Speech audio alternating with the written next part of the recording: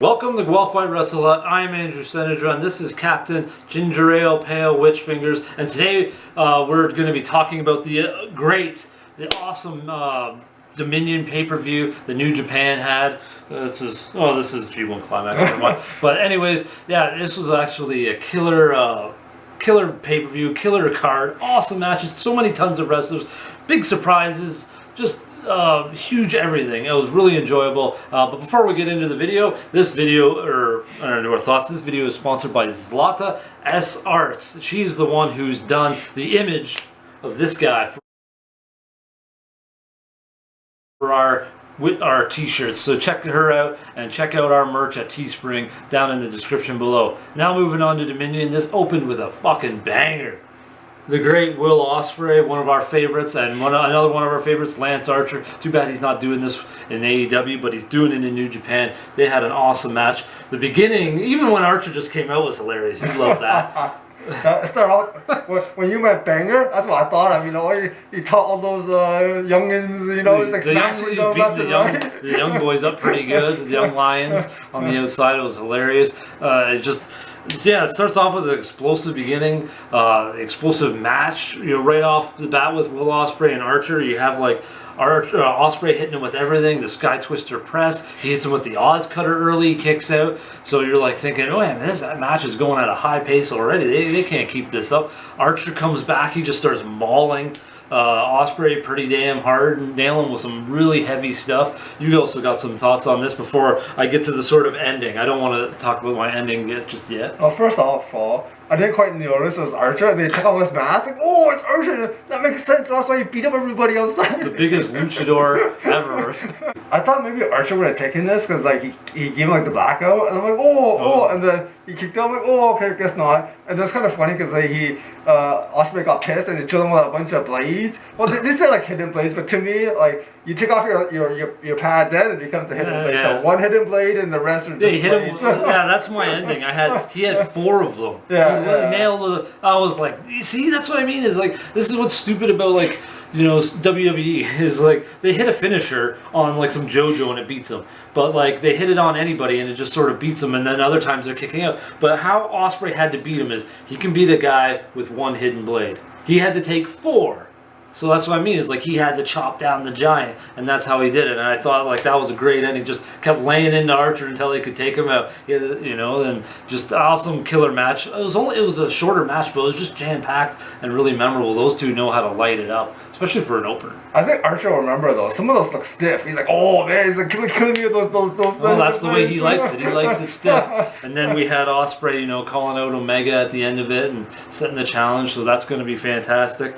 You know, we'll like to see how that turns out at Forbidden Door. Then we got this 8-way, I guess, 4 guys per team. We got Los Ingobernables Japanese Japan. We got Tatsuya Naito, Shingo Bushi, or Shingo Takagi Bushi, and Teton. Teton looked great in the Best of the Super Juniors versus just 5 guys. These are just 4 of the 5 guys though. Kanemaru, Taichi, Doki, and the guy he thought was retired.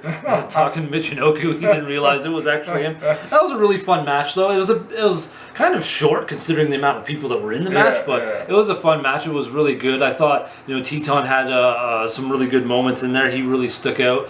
And talking to Michinoku, he definitely had some. Even for an older guy, he definitely did some work in that match though. Yeah, at one moment I thought he like kind of won because like he had him in a submission, like the other guy was tapping, but like the ref like didn't ring the bell and he like kept going. I'm like, oh, that's like, tapping. Yeah.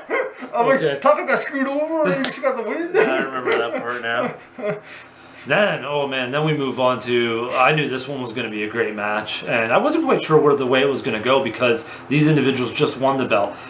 Kevin Knight and Kushida versus TJP and Francisco Akira. I knew it was going to be awesome because they put on other good matches, and all 4 of these guys were in the Best of Super Juniors and had awesome matches, especially TJP and Kevin Knight. Man, like, well, they all had great, but Kevin Knight and TJP, you know, they really had a great Best of the Super Juniors in my opinion, but this match was awesome. You know, Kevin Knight had some like this dude's athleticism is awesome. The height he gets on drop kicks and like hurricanranas, the distance he can cover, you know, whether he's jumping out of the ring or springboarding off the ropes, he like covers like more than half the ring. His athleticism is off the charts, is freaking awesome. You got some notes on here as well, though. Yeah, one moment I thought was kind of funny where like the orange pants was like dying. He's like looking for a tag. And the orange pants. Kevin Knight. And then the partner's like busy like pumping out the crowd. He's like he's not misting on his hands. He's like squeezing, just pull on the crowd because I'm dying. I need a tag. Stupid Kushida, what are you doing? Yeah, like you said, like he got some amazing height. Like what impressed me, like they did like a double clothesline, and then he jumped the entire clothesline, he just like dodged it. I was like, I know, he's got like springs in his legs. Like people talk about Dante Martin's, but I was like, man, him and Kevin Knight, they should bounce springboard or. I was gonna say those guys should do a collab, trios. They're just like what's it called? What's that damn spy show? Mr. Gadget. He had those springs in. That's what these guys are like. I figured a cool faction name would be like the Springers, you know, like the ode to the old Jerry Springer.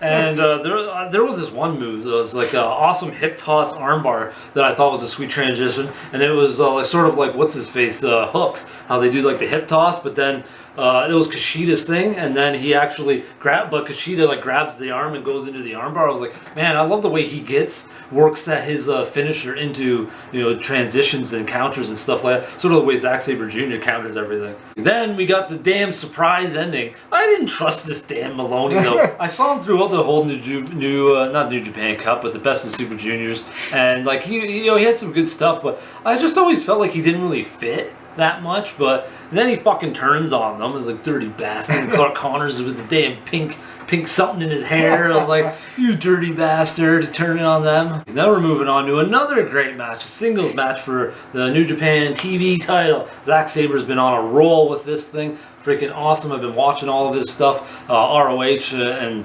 AEW and everything that he's been doing. But he's going up against the Beast, Jeff Cobb. This was an awesome match. I really enjoyed this one. You know, brutality earlier. They were going toe to toe with each other. You know, I love that Zack Sabre Jr. was. You know, that dude did not quit on trying to get submissions on Jeff Cobb's limbs. He's like, Cobb just like, get the hell off. What do you think you're doing? Just flinging them around. Yeah, but Zack Sabre Jr. did not give up. He kept doing his counters, kept going for his submissions, especially at the end for the finish. How he counters out of the Tour of the Islands, which he always seemed to come up with new counters for that every single time he faced him.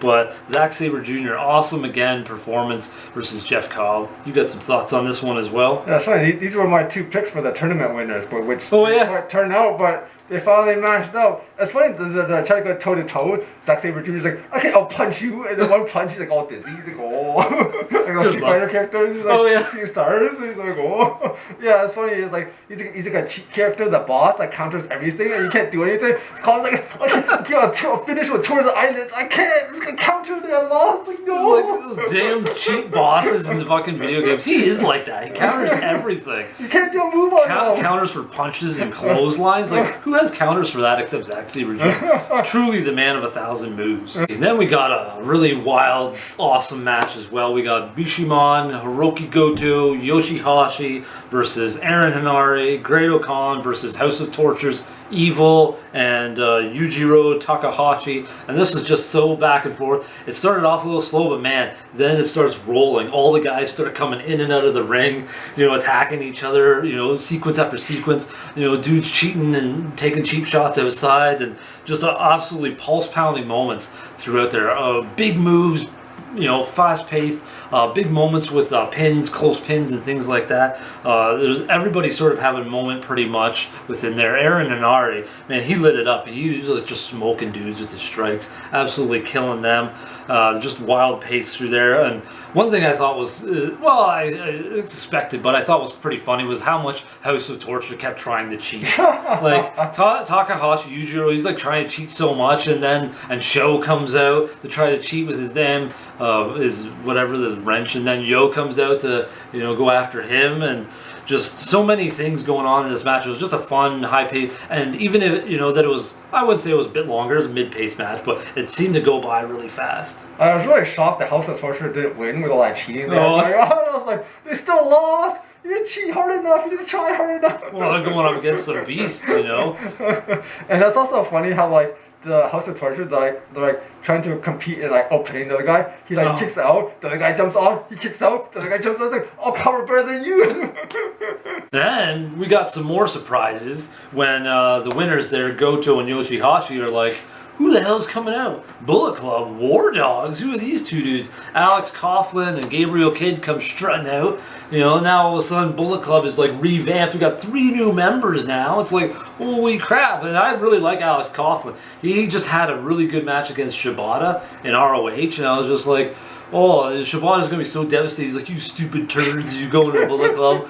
But it's pretty cool, all of these like surprises, Bullet Club revamping itself. Sort of, we're developing storylines immediately after matches. With Maloney's attack, with this attack. All of a sudden, storylines are being built as soon as one's ended. I love what New Japan does. It's like on the edge of the damn seat. You're like, we just got over a storyline, and now we got another one. It's like Shibata's got to raise a new crew to like counter all his old guys, and we have like a new faction. I gotta train more of these damn people. You guys better not betray me. Then we get the announcements for G1 Climax. Well, sort of this. Fucking awesome. That thing is loaded. I thought last year's was loaded. This year is fucking loaded. I'm so excited for this. New Japan is just, it's been so much better than everything else in the last few years for me, watching this. The tournaments and everything, the storylines of wrestlers, all the transitioning or, guys coming in and over. But man, this G1 Climax is going to be awesome. Then we're moving on to El Phantasmo versus that dirty bastard David Finlay. This was a pretty cool match. El Phantasmo had new entrance music, but I did prefer his old stuff. Had more swagger, had more intimidation, but anyways, he came out with new music. But definitely a good rivalry, good storyline. I hope it actually continues because I want like El Phantasmo to win eventually, and then I hope this doesn't sandwich him a little bit. They push him down, but he came out hard hitting.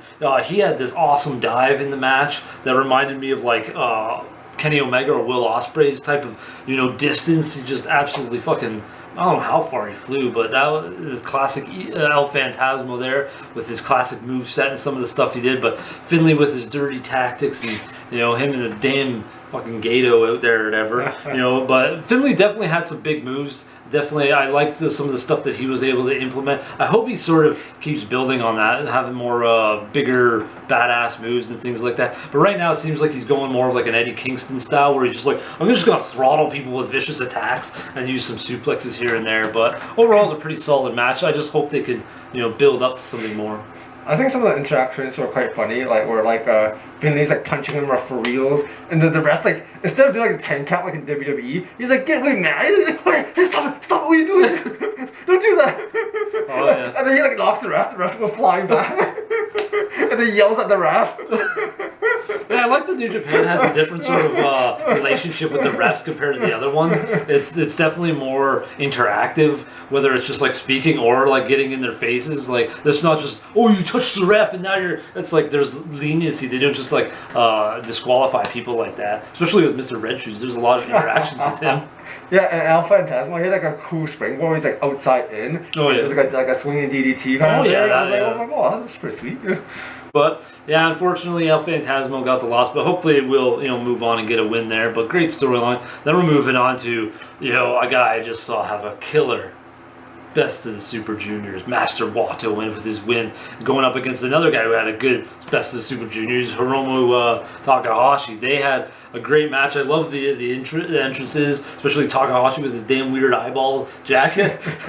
Really fucking weird. But this match was, really cool. There's just so many different nuances in this match. Multiple wrestling styles, massive moves that were so great. You had some good aerial stuff from both guys. You also had like just some sequences that were just non-stop. They were seamless. What they were doing back and forth, whether it was striking, grappling, submission, aerial, just so much going on, back and forth, edge of your seat entertainment in this match. They just absolutely killed it, and I see why Master Wato over the past year or so has been, elevating up each like little bit through New Japan. Yeah, there's some really good transitions, even late in the match with like back and forth. Yeah. There's the point where like I'm like almost not sure who's gonna win. I felt that way too. Like, flip a coin. I don't know. That's another thing I like about New Japan is like sometimes you go into a match thinking you leaning towards the guy pretty heavily, but then they get into the match and you're kind of like, wait a minute, now I'm not so sure. They're like countering each other's finishers, like, I love some of Watto's moves though. Like,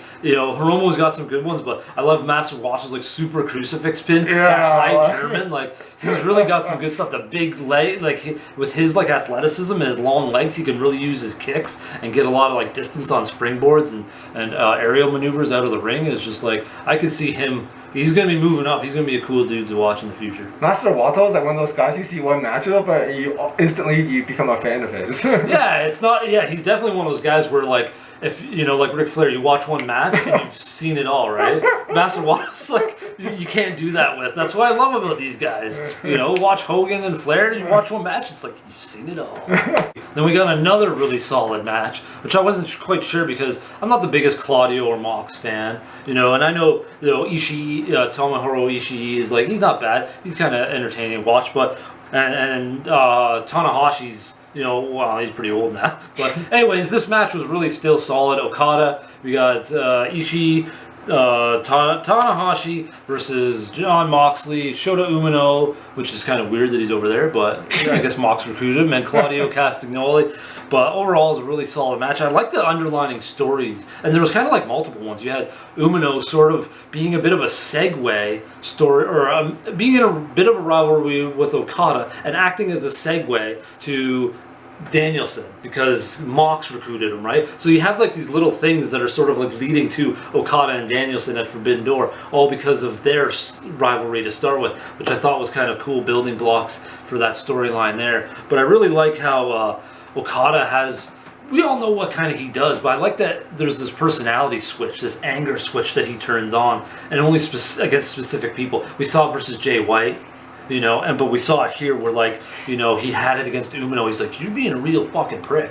I'm gonna, like, beat you down a notch, right? And he just, like, started going hard, hitting him with heavy moves, heavy shots, really laying into Umino. And, you know, just, you know, it's something that Okada rarely uses, and I kind of like that in his personality.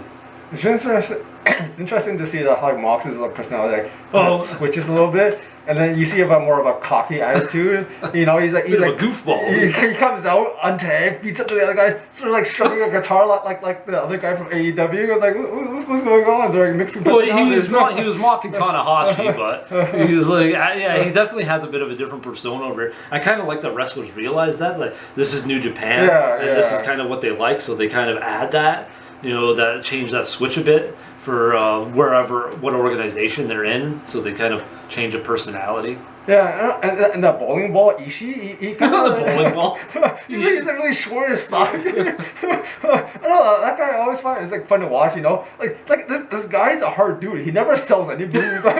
You punch him, you kick him, you suplex him, he gets right back up, man. He's a hard dude. You know, keep it back to you, and then if he doesn't know something, then he's like dead for real.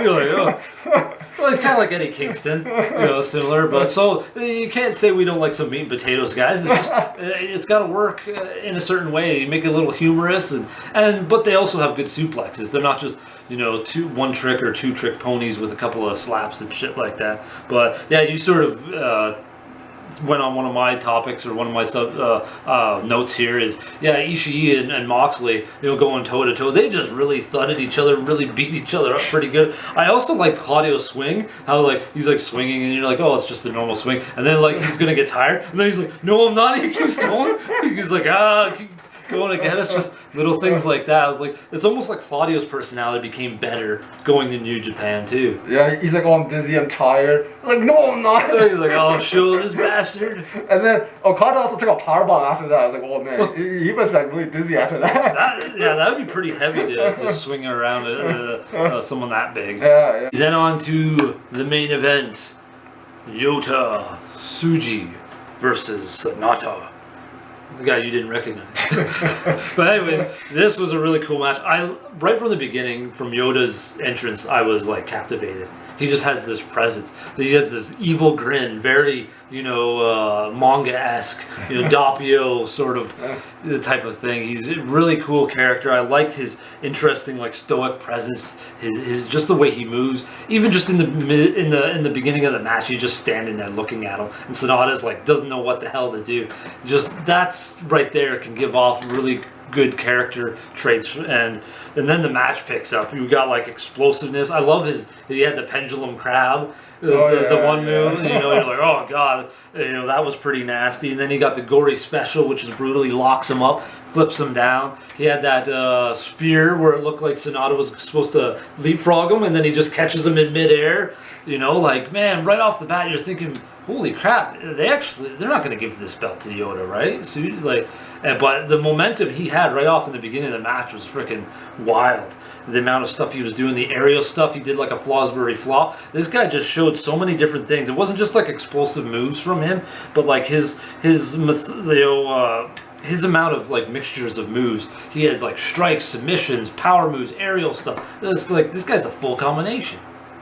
This guy said everything I was just gonna say, so. What? What we got here? We don't got anything. He copied my notes. I did not. I had these written down.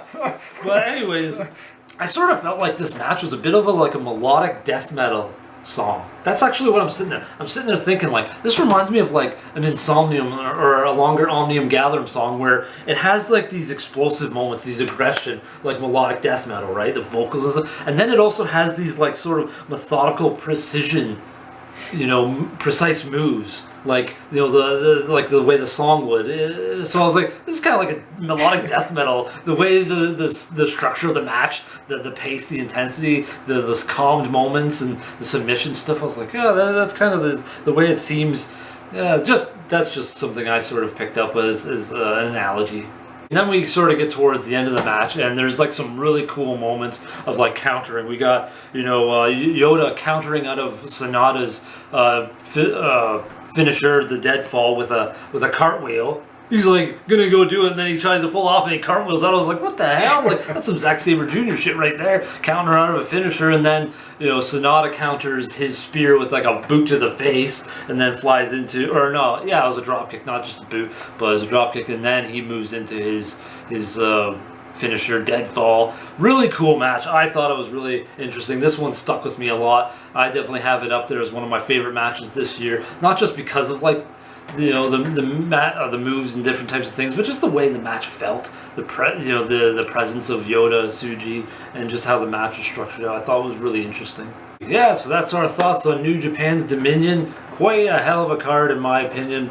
I hope you guys stay tuned for all our thoughts. I definitely, probably the most thoughts notes I've taken down for a pay-per-view card or card in general. But now to our ranking system. Good, great, awesome, amazing, spectacular, fantastic. Where do you got it graded? Amazing. Oh, he's got it amazing. I almost had it at fantastic. I think if El Phantasmo David Finlay match was a little longer, a little, you know, cooler, that might have pushed it over. I just got it a smidgen below because I'm a hard grader. And I got it at spectacular. But either way, I think it was a really solid card. So many good matches, good wrestlers, storylines. Surprises, storylines that are developing out of this. Really like what New Japan does. So I hope you guys enjoyed our video, and stay tuned next time for what we're going to be talking probably about Forbidden Door. That's going to be really great. Well, until next time, folks, help with some heavy wrestling.